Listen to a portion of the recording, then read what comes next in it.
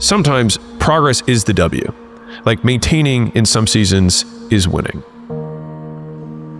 This has been my big focus right now. And I'm not the first person to say this, but just winning the day.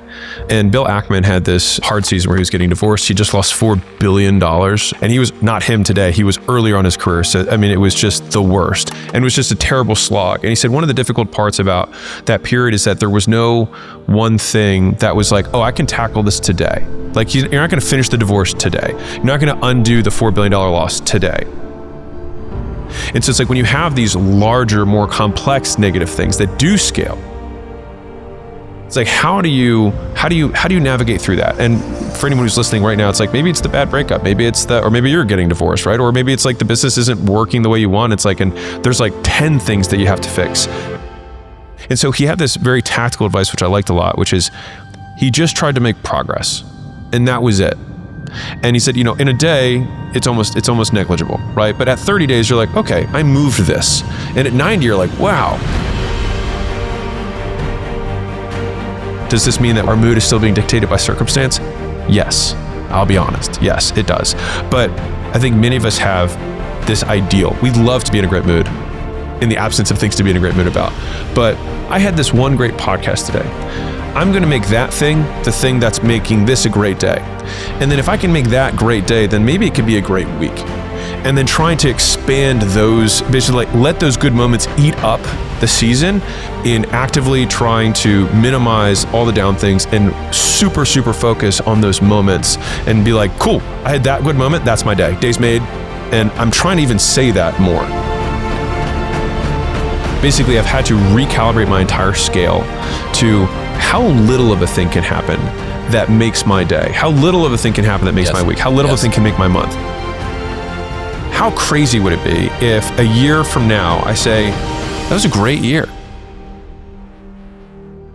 I'm putting a huge amount of my discretionary effort into this because it's my belief that right now, what will prevent me from achieving my ultimate goals, because that motherfucker's not gone, is running out of steam, because I don't need to do this. Like, I don't need to work this hard. I'd prefer to make the ride more enjoyable. Realize it never mattered to begin with. What's that? If you want it all, life will give you nothing. We're willing to sacrifice everything that we have for the thing that we want. And then once we get the thing that we want back the things that we sacrificed, which really just goes to the heart of the human condition, which is we want it all. And we're not willing to make trades. And so one of the reasons that I've actually, I would say, largely tossed out the deathbed regrets of most people is that what they do typically is they will have the bias of wanting the other path they could have taken without considering the cost of that path. So they say, hey, I was really successful and I did all these things, but I would give it all up today to have my family. It's like, well, yeah, but you didn't, because you actually chose the path that you're on and you weren't willing to do that. But what you are saying right now is that you want it all. Sure, so does everyone.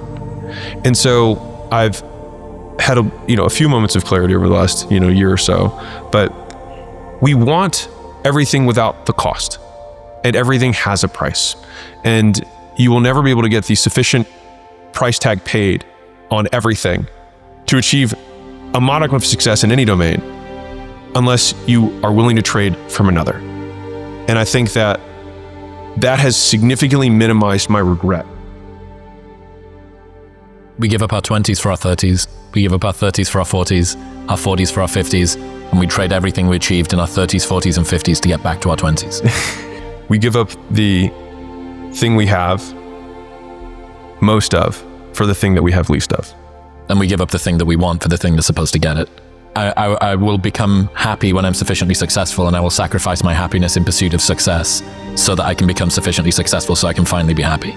We spend our 20s wanting to be richer and older and have a family, then we start that in our 30s and we gain more wealth and do the family thing, and then we get to our 40s and we've got more responsibilities, we've accumulated all of this stuff, and then we think, God, if only I could go back to my 20s. But you were fucking miserable in your 20s.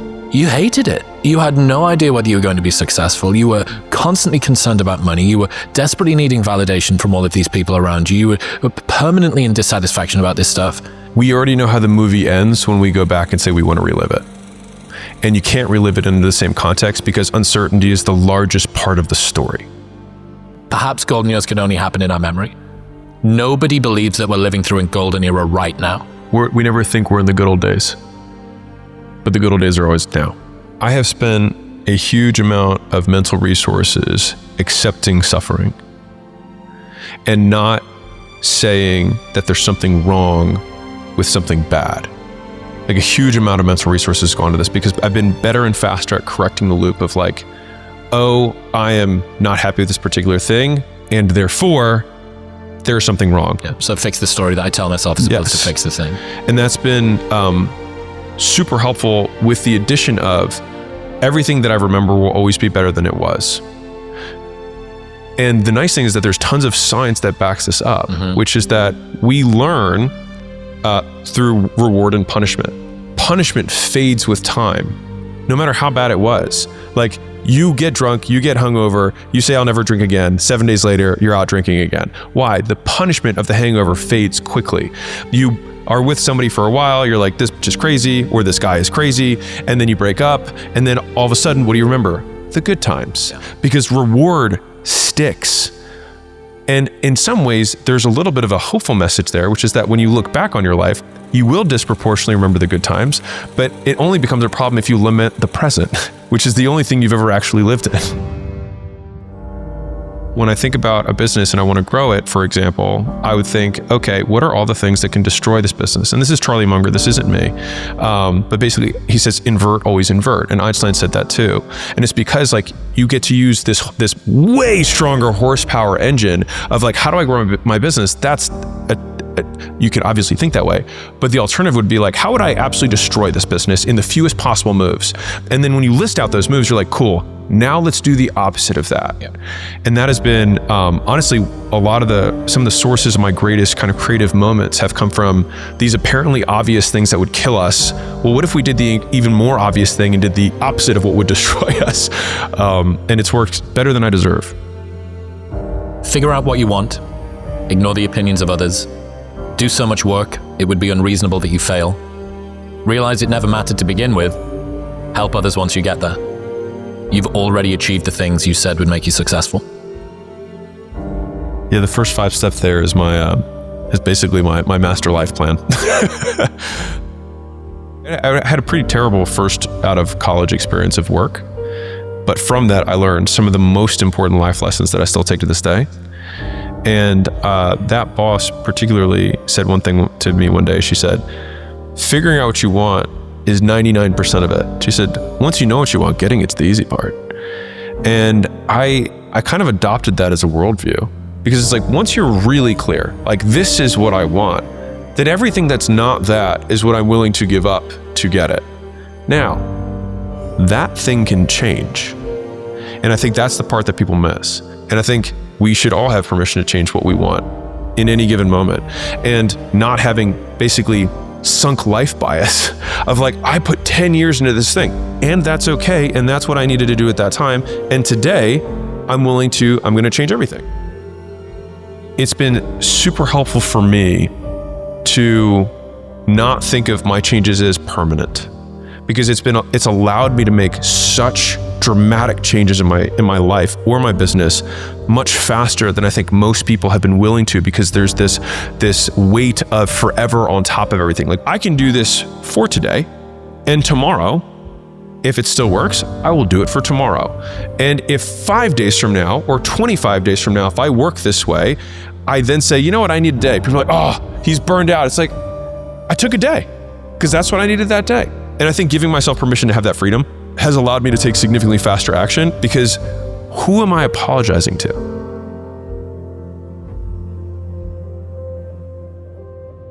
One of my themes this year has been focusing on moments, and on both the positive and the negative. And so like when we think back on, if I think back on the last year, right, I don't remember probably 95% of the year. Like I did the same things. And so it's like, it just didn't get recorded. Like nothing notable happened. And so really, like when we think about a year, we really just recall a handful of moments, and that's it. And those moments in time are usually very short. And so I've been trying to think about the bad, seasons as, well, maybe it wasn't a bad season. Maybe I had 5 bad days. Or really, 5 bad moments that I then thought about for the entire season and turned what would have otherwise been 5 minutes times 5 into an entirely bad year. It's like, okay, well, if we can do that in the negative, can we do in the positive? Which is, obviously the thing to exercise. I thought about that. It's like, if I were to boil everything down, of all the skills that you can learn, if everything that we do eventually becomes irrelevant, then the single greatest skill that you can develop is being in a great mood in the absence of things to be in a great mood about. Most people don't question someone who's in a bad mood. Like, I'm just in a bad mood. So it's like, well, if you can be in a bad mood for no reason, it's like, you might as well be in a good mood for no reason, because that one at least serves you. And so I've been trying to exercise, because there's, on one degree, there's like, let's count things to be grateful for. On the other side, it's like, why do I have to have things to be grateful for in order to be in a good mood? Like, why is trying to find things a requirement of being in that mood? Like, can I not find things and still choose to be in a good mood? Because I've certainly not had things to be in a bad mood about and been in a bad mood. And so I've been trying to flex that, which is like, sure, we can find things to be grateful for, and when those things pop up, yes, and of course it's a practice, you get better at it. But like, what if I can just be in a good mood? And so I've just tried to break that relationship between the two, because then it makes it contingent on something that I can find. To take this to the absolute extreme, why should I be grateful? Why should I be happy? Why do I demand of my life that I must be happy during it? I think it comes down to, I used the word control before. Basically, if you can predict, it means you can control. But if you can predict what's going to happen, it means that you know what the variables are and you can influence those variables, which you can influence the outcome. We have a set of behaviors or skills that will increase the likelihood of goal achievement, whatever that goal is. Being spiritual, being a good husband, whatever it is. These behaviors will do that. To increase the likelihood of me doing these behaviors, then I have to have more good stuff, less bad stuff. I will down that hill.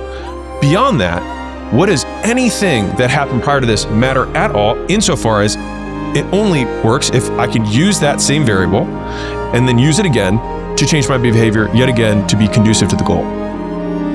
Expectation of life is that it's going to be, until I make the $1 billion, until I get married to the love of my life, until I get these things. You're just holding your happiness hostage until something great happens. What if something small could be something great? People only root for others at 2 times. First, when they're at the beginning of the race. Second, when they finish. Neither is when you need it. So you have to master the middle. The boring, exhausting, soul-crushing middle. That's where the winning happens, on your own. People will only cheer for you as long as you can't beat them at the game they value most. Friendly reminder that every person who doubts you is right until they aren't. It's a bug, not a feature. At the very, very beginning, people say, I'm really excited for you that you're trying this thing out, right? And I noticed that everyone was very happy for me to try because I temporarily decreased my status. I actually became worse than them during that period of time. And then as soon as I achieved a level of success, which I then realized that their happiness for me was proportional to where they were on the ladder relative to me. And so as soon as I passed some people, then they stopped being happy and then they start, saying bad things, right? And the people who were still always ahead were still like, keep it up, keep it up. And there's still people who have been that way my whole life. And I just wonder if and when I pass them, will they flip? I don't know. But also to the same degree, it was after you start the race, when you're in the thick of it, because you'll quickly pass the people who've done nothing. But then you have this long period of time where you don't catch up to the people who've been doing it for a long time. And that's the part where it's very lonely, because you don't have your initial posse. You have to leave them at some point. But then you don't get to the new group that's, way ahead and actually has some proof behind them that you can actually sit at the table. And so today, if I were to do something, I have tons of support. But I don't really need the support now. I needed it in the middle, right? In the many years that no one knew who Alex Hormozi was. And that's the hard part. And I think it's the story that Morgan Housel tells, which is that you just don't know how it's going to finish. And that's what makes it hard. It's the uncertainty of what if I give up everything that I've done in my life for nothing? And then all of a sudden, if I knew that, then I wouldn't be willing to make this trade. But in retrospect, when you do have the thing, you're of course I was, if I knew that this was going to happen, I would happily make the trade. Yeah. But you don't know. And so you're just putting the money down and they're rolling it, but you get to find out if you hit black 5 years from now.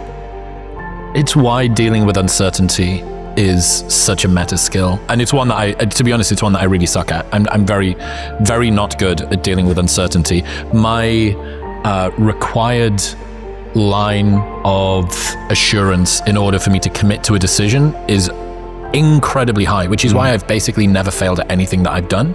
All of the stuff that I've done, a string of incredibly slow but very reliable successes, is just because my required number of sort of justification points is very high. And you know, in retrospect, it might look like it was a risk, but it's like, dude, I took so long to fucking make this decision. On the friend point, it's a painful realization that the small number of good friends want you to win in case you take them with you, and the large number of bad friends are scared of you winning in case you leave them behind. The best way to know who a real friend is how they react when you win. And when that happens, you'll realize how few real friends you really have. Many people were like, sure, like good luck with that. But I knew that they just weren't really rooting for me. They were rooting for me to fail. They're rooting for me the wrong way. One of my rules is you should only take advice from people whose dreams for your life are bigger than yours are, which is a very small number of people. Sometimes it's your parents. Sometimes your parents really do have bigger dreams for you than you do. The people who are closest to you in the beginning, if they're like true, like actual friends, then you recognize that because they actually want you to win. And that's amazing. A lot of people don't have that. And so what I have felt, at least for me, was that when you're a little ahead is where the friction is. When you blow them out of the water and there's no question, like it's beyond reproach, they will do one of two things. They will either be really happy for you or they'll change the game that they're beating you at. That's great, but I'm in better shape. That's great, but my marriage is better, right? Like, or whatever, you know, whatever game that they choose to play. People who doubt you will be right most of the time. And this further increases your uncertainty about the path that you're choosing to take. But on a long enough time horizon, most people who don't bet are guaranteed to lose. And so they get to win at being right more times than you get to win at being right. But what that equation doesn't take into consideration is intensity, which is, can I be so right one time that it makes all of the times that I was wrong irrelevant? And in the nature of life, the answer is yes, almost a resounding yes for just about every domain. Like, everyone can say that every person you've ever dated has sucked, and they can predict that you're going to break up until you find the person that you're going to marry. And in that moment, who fucking cares about the other 90 people that you went on dates with, that everybody said was a bad idea, or that you have a bad picker, or you don't have a good taste? It's like, well, you're not marrying them. I date in a way that's different than you would prefer. Great, but I did end up finding this thing. The first thing that I ever did was an online fitness thing, and it kind of worked. And then I did my first gym, and it kind of worked. And then I started all these other side projects. I got distracted, and I didn't know. And the downside risk is significantly smaller and more frequent. It's both. You're more likely to lose, and it's more likely to happen more times. It's just that upside is uncapped. And I think about this one a lot. So there's this story of the guy. Do you know the guy who wrote Jingle Bells? No. So I didn't even know that was. I thought it was like Happy Birthday. I thought he was just gifted to humanity when we started. So there's this guy. He has the most tragic life you can imagine. Just like did nothing but failed. Was a failed everything, and his entire life was nothing. He just happened to write this small thing called Jingle Bells, and it has become, the #1 song at Christmas time, like maybe globally. And I think about that life where it's like, what if I failed at everything, but then I have one thing that actually makes a permanent impact? I was like, would I trade that life for Aristotle's good life, where I amount to nothing, but the whole time was good? And this is just one of my eternal battles where I think with myself that I have no answer for, to be clear. But when I'm thinking through the periods where things suck, I'm like, well, maybe I'll get a Jingle Bells out of this. And maybe it'll just take 20 years longer than I thought. So not taking the shot is like saying, life, I don't want to scratch off this lottery ticket, but the lottery ticket's free. Yep. Why would you not scratch it off and try it? Whatever reasons that we usually give ourselves in the beginning for why we can't achieve something, you can almost always find not only just someone, but someone who's achieved world-class levels of success with worse conditions than you currently have, which then means it's absolutely possible. And then the only thing that it takes to get there is work.